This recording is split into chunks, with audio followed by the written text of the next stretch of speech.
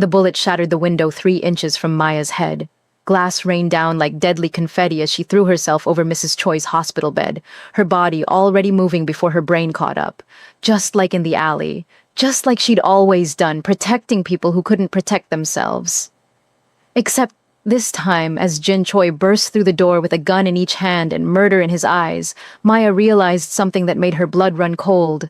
She wasn't afraid. She was alive. For the first time in 3 years, facing death alongside this dangerous man and his mother, Maya Johnson felt like she had something worth dying for again. She just didn't know she was protecting the family that had destroyed hers. "Get down!" Jin's voice cut through the chaos like a blade. 2 more bullets punched through the wall behind Maya, close enough that she felt the air displacement. Mrs. Choi cried out beneath her, and Maya pressed lower, her body a shield between the old woman and whoever was trying to finish what they'd started in that alley. Jin moved like violence personified, dropping to one knee and returning fire through the shattered window. The sound was deafening in the small private hospital room. Maya's ears rang, but she kept her eyes on the doorway where 3 of Jin's men poured in, taking defensive positions. "Boss, we need to move her, now." The man was tall, scarred, speaking rapid Korean to Jin while his eyes swept the room for additional threats. "South stairwell's compromised," another guard reported, pressing his earpiece. "They've got shooters on the roof across the street. This was coordinated."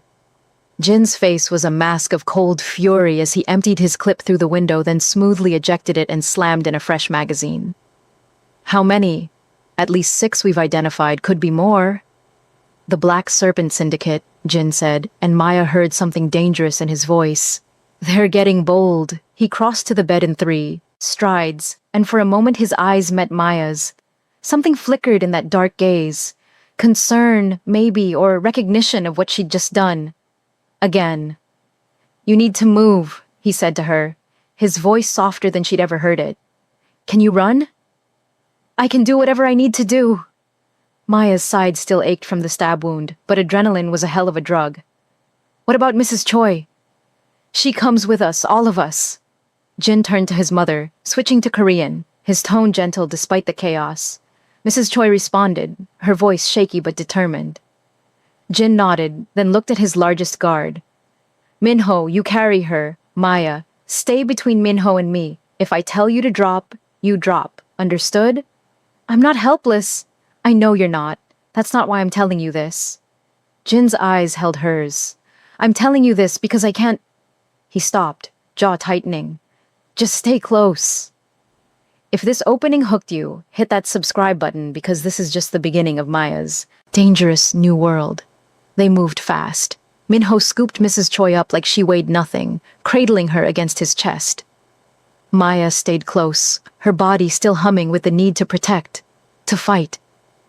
Jin led them out into the corridor, gun up, every movement precise and controlled. 2 more guards flanked them, weapons drawn. The hospital hallway was chaos. Patients and nurses were screaming, scrambling for cover. Someone had pulled a fire alarm, adding to the confusion. Perfect cover for an assassination attempt. "Emergency exit, East Wing," Jin commanded, moving forward. They'd made it maybe 20 feet when a man stepped out from a patient room, assault rifle rising. Jin fired twice. The man went down before he could get a shot off. Maya's heart hammered, but she didn't freeze. Couldn't freeze. Mrs. Choi needed her. "Keep moving!" Jin didn't even look back at the body. Maya realized with a strange clarity that this was his world. Death. Violence. Split-second decisions that meant living or dying, and he navigated it like most people navigated a grocery store. They hit the stairwell at a run. We have to get out now. Jin went first, checking each landing before waving them forward. 5 floors. 4, 3. Maya's side screamed with each step, but she gritted her teeth and kept pace. Behind them, she could hear more gunfire, shouting.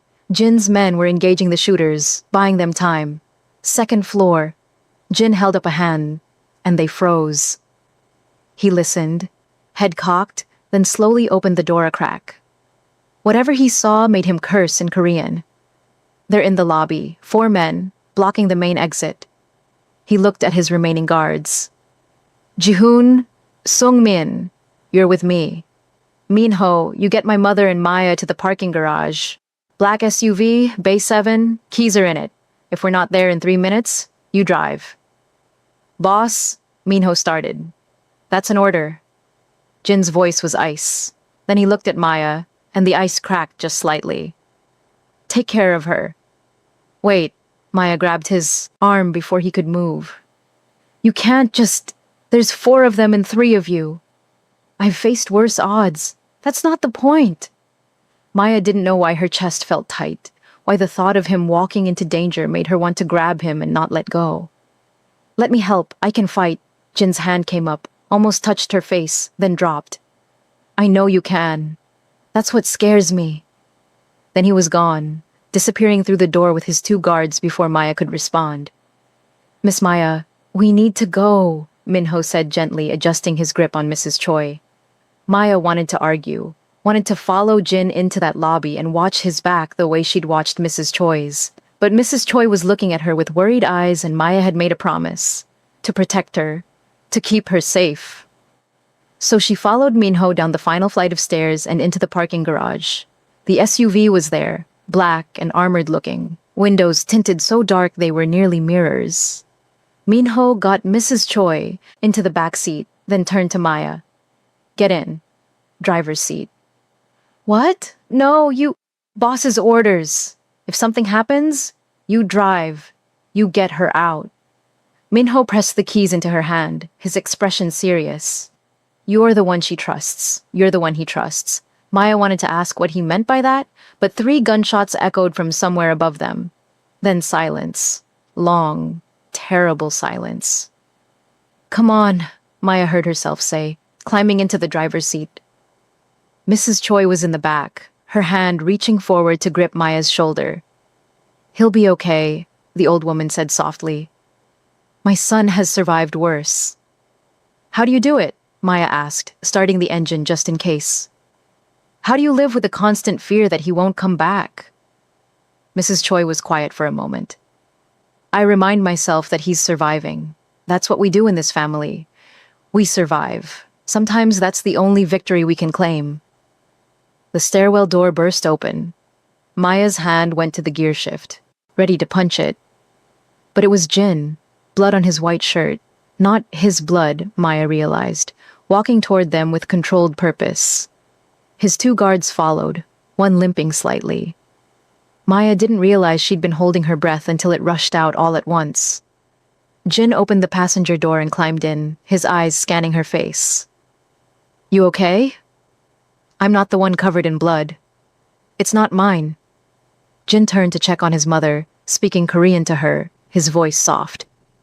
She responded, touching his face, and something about the gesture made Maya's chest ache. This cold, dangerous man became someone else entirely when he looked at his mother. Minho took the driver's seat, and they peeled out of the parking garage, leaving the chaos behind.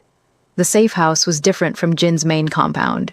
Smaller, more remote, nestled in the hills outside the city where trees outnumbered people. Maya watched the landscape change through the window, her adrenaline slowly ebbing, leaving exhaustion in its wake. The Black Serpent Syndicate won't stop, Jin said, breaking the silence. He'd been on his phone for most of the drive, issuing orders in clipped Korean. Today was a message, they want a war. Then give them one, Maya said, before she could stop herself. Jin looked at her, something unreadable in his expression. You don't know what you're saying. Don't I? They tried to kill Mrs. Choi. Twice. They're going to keep trying until someone stops them. Maya met his gaze. So stop them. It's not that simple. Why not? You're the one everyone's afraid of, right? The most dangerous man in the city. Or is that just reputation? Jin's jaw clenched. For a moment, Maya thought she'd pushed too far. Then, unexpectedly, he smiled. Just a slight curve of his mouth, but it transformed his face. You're not afraid of me at all, are you? Should I be? Most people are. I'm not most people. Maya turned back to the window. Besides, I've already died once. Everything after that is bonus time. She felt, rather than saw, Jin's reaction to that. The way he went still, the way his breathing changed. When he spoke again, his voice was rough. You haven't died. You're here. You're alive. My body's alive. That's not the same thing. Maya didn't know why she was telling him this, why the words kept coming. When Marcus and Elijah died, something in me died too. I've just been going through the motions since then. Working, sleeping, surviving, but not living. And now, Maya thought about it, about throwing herself over Mrs. Choi's body, about the bullet that had missed her by inches, about the way her heart had hammered when Jin disappeared into that lobby. Now, I don't know. Maybe I'm starting to remember what living feels like, or maybe I'm just getting good at dying for other people. Don't. The word came out sharp, almost angry. Maya looked at him in surprise. Jin's hands were clenched into fists, his knuckles white. Don't talk. About dying. You're not going to die. I won't let you. You can't control everything. Watch me. The safe house was beautiful in a sparse, functional way. High ceilings, lots of windows that somehow still felt secure, furniture that was expensive but understated. Mrs. Choi was immediately taken to a bedroom on the ground floor to rest. Dr. Yoon was already there. Apparently he'd been called ahead, and he fussed over her with professional concern that seemed to irritate Mrs. Choi more than comfort her. Maya found herself in a guest room on the second floor, exhausted, but too wired to sleep. She'd just started to peel off her blood-stained clothes when someone knocked. Maya, it's Dr. Yoon. I should check your wound. She opened the door, and Dr. Yoon entered with his medical bag, his expression troubled. He examined her side where the stab wound was healing, his touch gentle, but distracted. It's healing well, he said finally. You're lucky. Another inch and... He stopped, shook his head. You need to be more careful. Careful wasn't an option today. It's never an option around Jin. Dr. Yoon met her eyes, and Maya saw something there. Guilt? Fear? Maya, I need to tell you something about Dr. Yoon. Jin's voice from the doorway, cold as winter. My mother needs you. I just examined her. She's fine. Now. It wasn't a request. Dr. Yoon gathered his things quickly, giving Maya one last look that she couldn't decipher, and left. Jin stepped into the room, closing the door behind him. You can't keep doing that, he said. Doing what? Throwing yourself in front of bullets, taking knives meant for other people. You're not invincible, Maya. Neither is your mother, neither are you. Maya crossed her arms. What was I supposed to do? Let her die? You were supposed to survive. Jin moved closer, and Maya's breath caught. He was still in his bloody shirt, his hair disheveled, looking more human and vulnerable than she'd ever seen him. You keep saving my mother, but who's going to save you? I don't need saving. Everyone needs saving. Jin's hand came up, and this time he didn't stop himself. His fingers brushed her cheek, so gentle it made her shiver. Even you. Especially you. Maya couldn't breathe, couldn't think. Jin was looking at her like she was something precious, something breakable, and she didn't know what to do with that. Didn't know how to handle the way her body leaned toward his without permission. Jin, she started, but didn't know how to finish. His thumb traced her jawline, his eyes following the movement. You're so brave, too brave. It terrifies me. Why? Because brave people die, Maya. They throw themselves on grenades and take bullets for strangers, and they die. And the people who care about them are left behind to... He stopped, jaw clenching, hand dropping. You should rest. We'll talk tomorrow about next steps. He turned to leave, and something in Maya snapped. That's it? You're just going to walk away? Jin paused, his hand on the doorknob, back still to her. Yes. Why? What are you so afraid of? You. The word was barely a whisper. I'm afraid of you. Then he was gone, leaving Maya standing in the middle of the room, her heart pounding, her skin still tingling where he'd touched her. What the hell was happening to her? Drop a comment below if you're screaming at Jin to tell her the truth, and hit that like button because this tension is about to get so much worse. 3 days passed in strange suspended animation. The safe house became their entire world. Jin's men patrolled the perimeter. Mrs. Choi rested and slowly regained her strength. Dr. Yoon came and went, always looking like he wanted to say something he couldn't quite voice. And Maya found herself caught between two impossible things: the growing warmth of Mrs. Choi's affection and the maddening hot and cold behavior of Jin Choi. He'd find her in the library, sit across from her, ask her about the book she was reading. They'd talk for hours about everything and nothing: her childhood in foster care, his memories of Korea before his father destroyed his innocence. He'd laugh at something she said, a real laugh that lit up his whole face, and Maya would feel something dangerous bloom in her chest. Then he'd stand abruptly, his expression shuddering, and leave without a word. Like she'd done something wrong. Like proximity to her was painful. It was driving her insane. On the fourth day, Maya found Mrs. Choi in the garden, a small enclosed space behind the safe house, carefully maintained despite being a temporary residence. The old woman was examining rose bushes, her movements still careful but growing stronger. "You're recovering well," Maya said, joining her. "Thanks to you. Again." Mrs. Choi smiled, patting the bench beside her. "Sit with me, dear. I want to talk to you about something." Maya sat, enjoying the afternoon sun on her face. For a moment, neither of them spoke, just two women in a garden, peaceful despite the armed guards visible through the trees.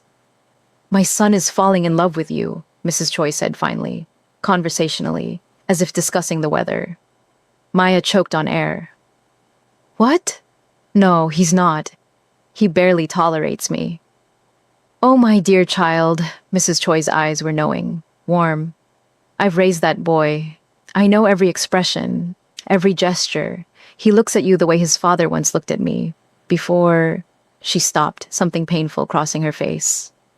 "Before everything went wrong. He looks at you like your sunlight, and he's been living in darkness too long." "Then why does he keep pushing me away?"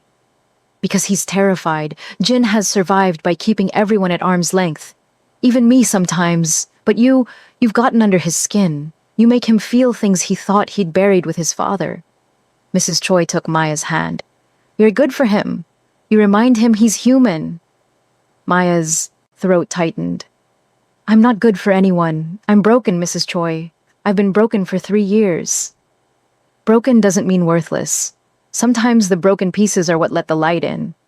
Mrs. Choi squeezed her hand. "And I think you're starting to heal. I see it in your eyes. You're coming back to life. Because of you, because you've been kind to me." Maya's eyes stung. "I don't know why, but you've made me feel like I matter. Like I'm more than just someone taking up space in the world. You are so much more than that, Maya. You're brave and strong and compassionate despite everything you've lost. You're exactly the kind of person my son needs. The kind of person Mrs. Choi's voice caught. "The kind of person I always hoped he'd find." Maya found herself crying without meaning to. Mrs. Choi pulled her close, and Maya let herself be held, let herself pretend for a moment that she had a mother again, that she had family, that she belonged somewhere. She didn't. See Mrs. Choi's face over her shoulder. Didn't see the guilt and sorrow there, the weight of a secret that was growing heavier by the day. That evening, Jin found Maya on the roof. She'd discovered the access door by accident, and something about being high up, seeing the stars without the city's light pollution, made her feel less trapped. "You shouldn't be up here alone," Jin said, stepping out onto the flat roof. "It's not secure. Nothing's secure. We could be attacked right now, and I wouldn't know until the bullets started flying." Maya didn't turn around.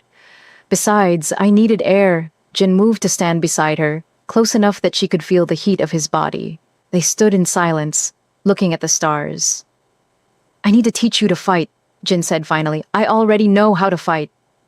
"You know how to brawl, to survive. That's not the same thing." He turned to face her, and even in the darkness, she could see the intensity in his eyes. "You've thrown yourself into danger twice now to protect my mother. If you're going to keep doing that, and I suspect nothing I say will stop you, then you need proper training. Strategy, technique, how to kill efficiently."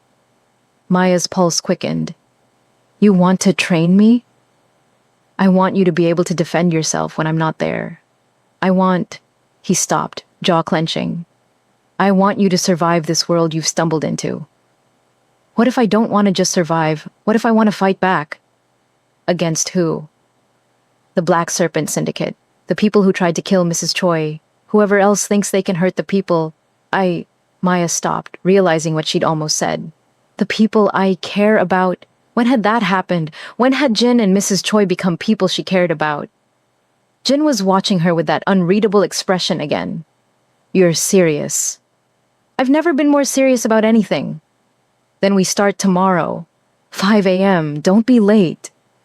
Jin turned to go, then paused. Maya, what you said before, about the people you care about, did you mean that? Maya's heart hammered. This was the moment to be honest, to be vulnerable, to admit that somewhere between the alley and this rooftop, she'd started to feel something she'd thought was dead forever. Yes, she said quietly. I meant it. Jin's hand clenched at his side. He stood there for a long moment, and Maya could practically feel the war inside him. Then he turned back to her, closed the distance between them in 2 strides, and stopped. An inch away.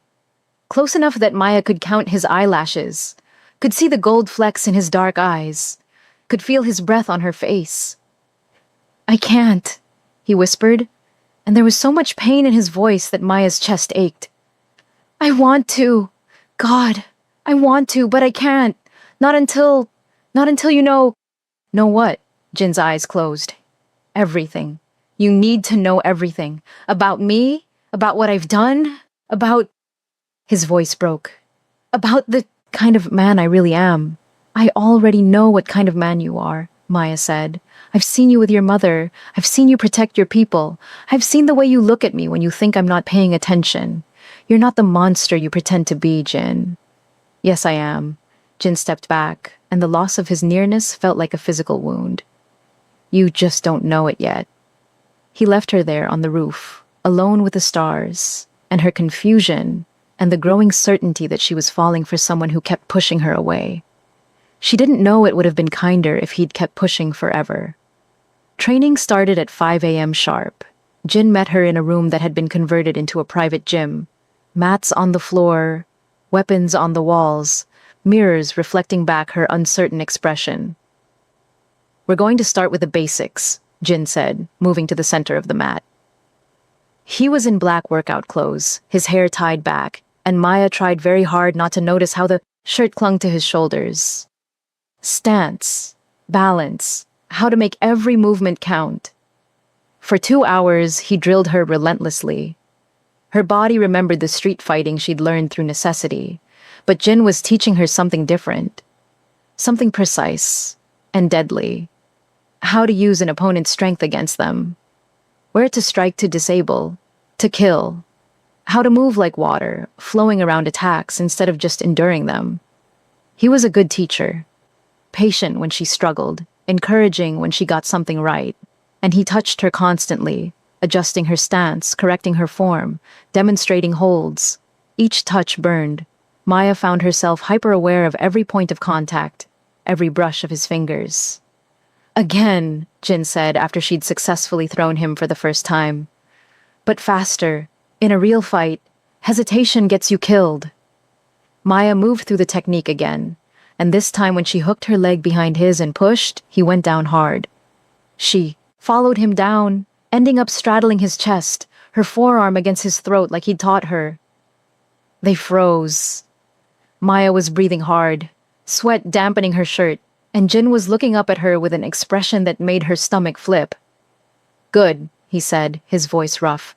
That's perfect form. Neither of them moved. Maya's forearm was still pressed against his throat, not hard enough to hurt, but firm enough to control. She could feel his pulse racing under her arm, matching her own galloping heartbeat. Jin, she whispered, not even sure what she was asking for. His hands came up, gripped her waist. For a moment, Maya thought he was going to pull her down, close that last bit of distance, finally give in to whatever this thing was between them. Instead, he lifted her off him and stood in one fluid motion. We're done for today. Same time tomorrow. He left the gym without looking back, and Maya punched the mat hard enough to hurt her knuckles. What was his problem? What was he so afraid of? She didn't know that, in another part of the house, Mrs. Choi was in Jin's office, staring at a photograph she'd found while looking for a book. A photograph of a crime scene. Police tape. Covered bodies. A date stamp in the corner that made her blood run cold. She knew that date. Jin had come home covered in blood that night, shaking, saying there'd been a firefight with the Black Serpent Syndicate, that innocent people had been caught in the crossfire, that he'd failed to protect civilians. Mrs. Choi looked at the faces in the photograph, blurred but visible. A man, a child, and in the background a woman screaming, being held back by police. She pulled out her phone, hands shaking, and did something she'd sworn she'd never do. She hacked into Jin's private files, the ones he thought were encrypted beyond anyone's reach, the ones she'd helped him set up years ago, back when she still understood technology, before she decided to pretend to be just a helpless old woman. It took her 15 minutes to find the report, another 5 to read it. And when she finished, she sat back in Jin's chair and closed her eyes. Maya Johnson, widow. Her husband Marcus and son Elijah, killed 3 years ago in a shootout between Jin's organization and the Black Serpent Syndicate. Collateral damage. Wrong place, wrong time. Jin had carried the guilt ever since, had tried to track down the widow to offer compensation, but she disappeared into the shelter system. And now she was here, in their home, saving Mrs. Choi's life, training with Jin, falling for him, and he was falling for her, and neither of them knew they were bound together by the worst kind of tragedy. Mrs. Choi picked up the photograph with trembling hands. She should tell them. Should sit them both down. And what? Watch Maya's face when she learned the truth? Watch her son lose the first person who'd made him feel human in years? Watch them both destroyed by something. That wasn't anyone's fault. Not really, just the cruel randomness of violence. Mrs. Choi looked at the photograph for a long time. Then she slipped it into her pocket and deleted the file from Jin's computer, covering her tracks carefully. She left his office and found Maya in the garden, reading a book, looking peaceful for the first time since the hospital attack. There you are, Mrs. Choi said, sitting beside her. How was training? Brutal. Your son is a taskmaster. Maya smiled, but something sad flickered in her eyes. He's also driving me crazy. He has that effect on people. Mrs. Choi took Maya's hand. Can I tell you something, dear? Something I learned a long time ago? Of course. Sometimes the people we love keep secrets, not because they want to hurt us, but because they're trying to protect us. Or protect themselves. Or because the truth is so complicated that they don't know how to untangle it. Mrs. Choi squeezed Maya's hand. And sometimes, the kindest thing we can do is let them keep those secrets. At least for a little while. Until they're ready. Maya looked at her curiously. Are we still talking about Jin? I'm talking about all of us. Everyone in this house is carrying something heavy. Everyone has scars, but maybe that's okay. Maybe we can be a family anyway. Scars and secrets and all. A family, Maya repeated softly. I haven't had one of those in a long time. Then let us be yours. Mrs. Choi pulled her close. For as long as you'll have us. Maya hugged her back, and Mrs. Choi felt the photograph in her pocket like a brand against her hip. She was making a choice. Maybe the wrong choice? Definitely a selfish choice. But she'd lost too much in her life already.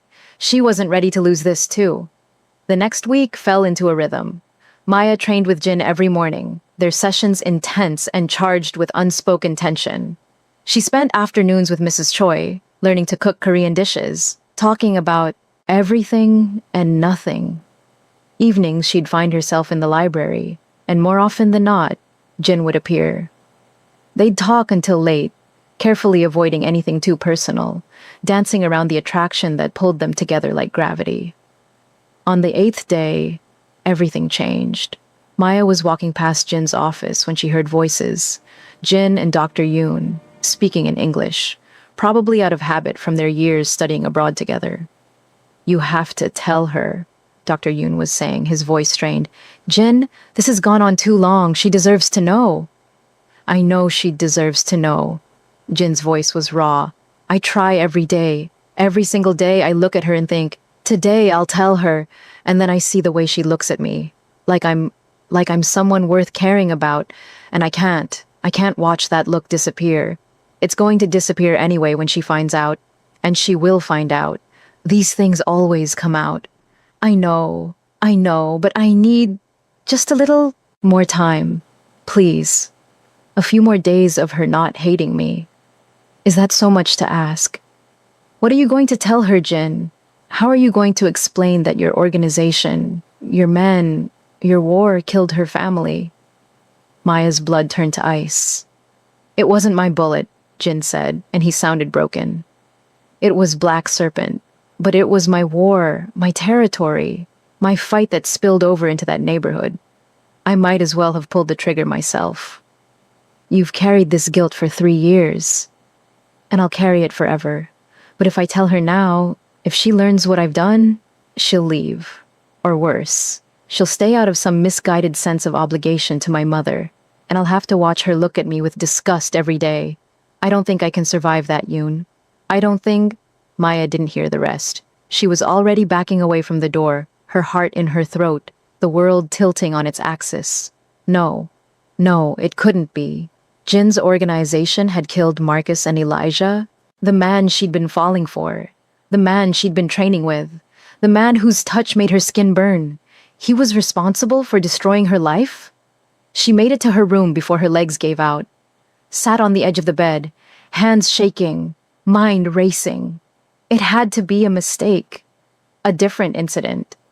3 years ago, there had been gang violence all over the city, multiple shootouts. It didn't have to be, but she knew. Somehow, she knew. The timeline fit, the location fit, and Jin's guilt, his constant pushing her away, his inability to touch her without looking like it caused him pain, it all made horrible, perfect sense. Maya stood, walked to her door. She needed to confront him, needed to hear him say it. Mrs. Choi was in the hallway, and the look on her face stopped Maya cold. You heard, the old woman said softly. It wasn't a question. You knew, Maya's voice came out flat, dead. You knew what he'd done, and you didn't tell me. Maya, please, let me explain. Explain what? That you've been lying to me? That you've let me care about you? About him? Knowing the whole time that he killed my family? Maya's voice rose, cracked. I trusted you. I thought you cared about me. I do care about you. That's why Mrs. Choi stepped forward, and Maya stepped back. Don't touch me. Don't. Maya's breath came in short gasps. I need to leave. I need to get out of here. Maya, you can't leave. It's not safe. The Black Serpent. I don't care, the shout echoed in the hallway. I don't care about the Black Serpent. I don't care about any of this. You want to know what's not safe? Staying here, caring about people who've been lying to me, falling for a man who destroyed my entire world. Jin appeared at the end of the hallway. He must have heard the shouting. His face was pale, stricken. Maya, don't. She held up a hand. Don't say my name. Don't come near me. Don't. Her voice broke. Was any of it real? The training, the conversations, the way you looked at me like I mattered? It was all real. Jin's voice was barely a whisper. Everything, every word, every look. You just forgot to mention you killed my husband and son. It wasn't me. It was Black Serpent. We were fighting over territory and in your war, on your orders, because of your choices. Maya's eyes burned, but she refused to cry. It doesn't matter whose finger was on the trigger, Jin. It was your bullet. Jin flinched like she'd struck him.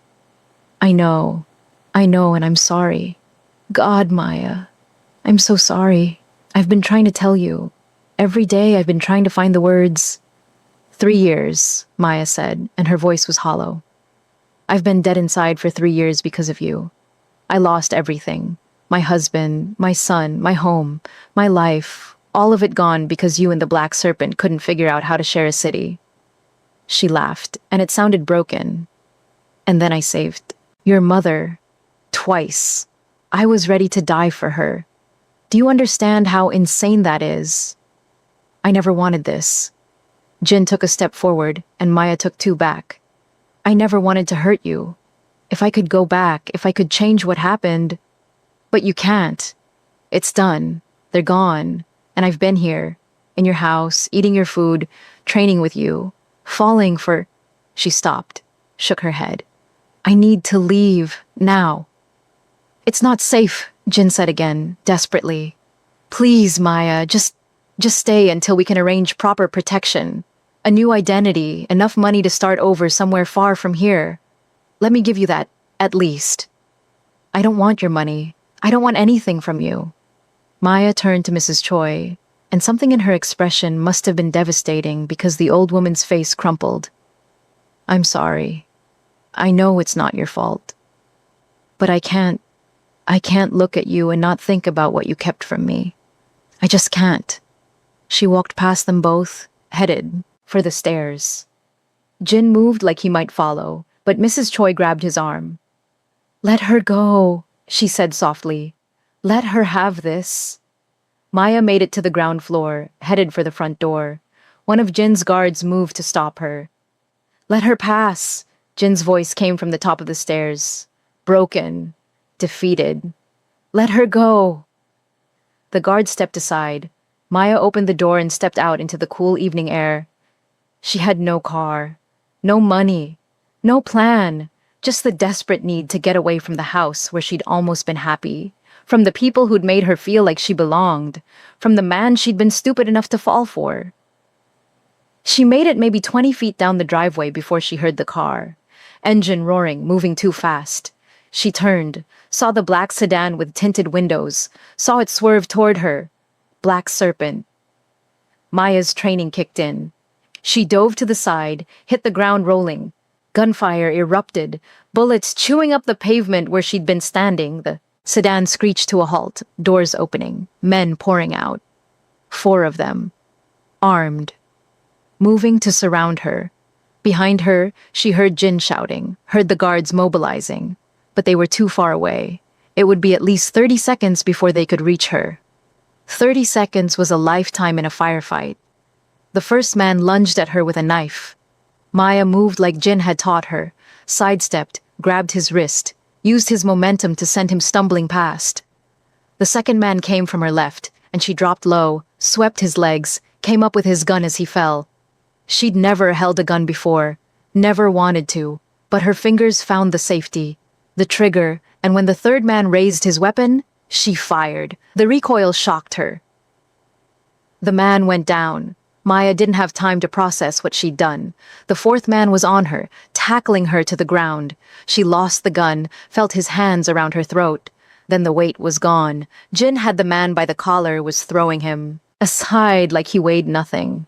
The man hit the ground, and Jin was on him. Brutal and efficient. Movements designed to end threats permanently. More guards arrived. The firefight lasted maybe 2 minutes total. When it was over, 2 Black Serpent men were dead, 2 were fleeing in their sedan, and Maya was on her knees on the pavement, shaking. Jin dropped beside her. Are you hurt? Did they... Don't. Maya scrambled away from him. Don't touch me. Maya, please! I killed someone. She looked at her hands, looked at the body of the man she'd shot. I killed him. You survived, that's all that matters. Jin's voice was rough. Maya, you can't leave. You see that now, right? They know your face. They know you're important to us. They'll hunt you. Important to you, Maya repeated. She looked at him. This man she'd been falling for. This man who destroyed her life and then put it back together without telling her it was his fault it had shattered in the first place. Is that what I am? Important? Yes. God, yes. Jin looked wrecked. You're the most important person in my world outside my mother. You make me feel human. You make me want to be better than I am. And I know I don't deserve it. I know I should stay away from you, but I can't. I tried and I can't. You should have tried harder. Maya stood, her legs unsteady. You should have told me the truth from the beginning. You should have, her voice broke. You should have let me hate you before I fell in love with you. The words hung in the air. Jin's face went white. He started, but Maya was already turning away. I'm not leaving, not because I forgive you, not because I want to stay, but because apparently I don't have a choice. She walked toward the house without looking back. The black serpent wants me dead. Fine, then I'll help you destroy them, every single one of them. And when that's done, when this war is over, I never want to see you again. She walked past Mrs. Choi, who was crying silently on the front steps. Walked past Dr. Yoon, who looked like he wanted to say something. Walked past all of Jin's men with their guns, and their loyalty, and their willingness to kill for their boss. She walked to her room, locked the door, and finally let herself break.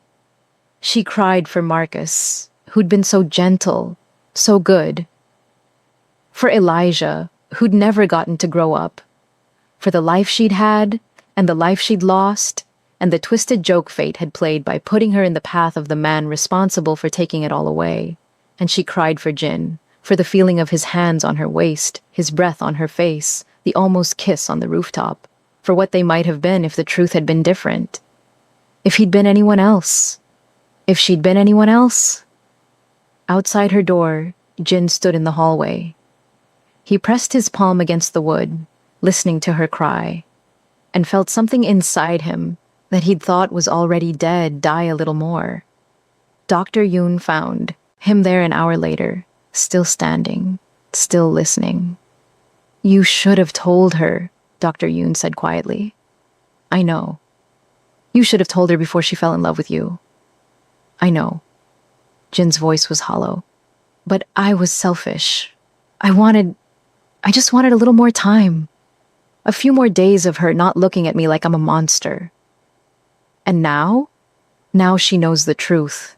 Now she looks at me exactly the way I deserve to be looked at. Jin's hand fell from the door, and I'd give anything to go back, to tell her the moment she woke up in my house. To be honest, even if it meant she'd hate me from the start. Would you? Dr. Yoon asked. Really? Because I think you'd make the same choice all over again. You'd take those stolen moments, those almost kisses, those mornings training together. You'd take all of it, even knowing it would end like this. Jin was quiet for a long time. Then, softly, you're right. I'm exactly that selfish. And that's why I don't deserve her. Forgiveness. Inside the room, Maya's crying had finally stopped. She lay on the bed, staring at the ceiling, feeling hollowed out and raw. She'd meant what she said. She'd help destroy the Black Serpent Syndicate. She'd end this war, and then she'd leave and never look back. But even as she made that promise to herself, she knew it was a lie. Because she'd seen Jin's face when she'd said she loved him, seen the way it had broken him, and some traitorous part of her heart had sung at putting that look there, at mattering that much to someone, even if that someone had destroyed her entire world. Comment. Part 3 now. If you need to see how this ends, and subscribe because the final confrontation is going to destroy you emotionally, hit that like button if your heart is broken right now, because mine is too.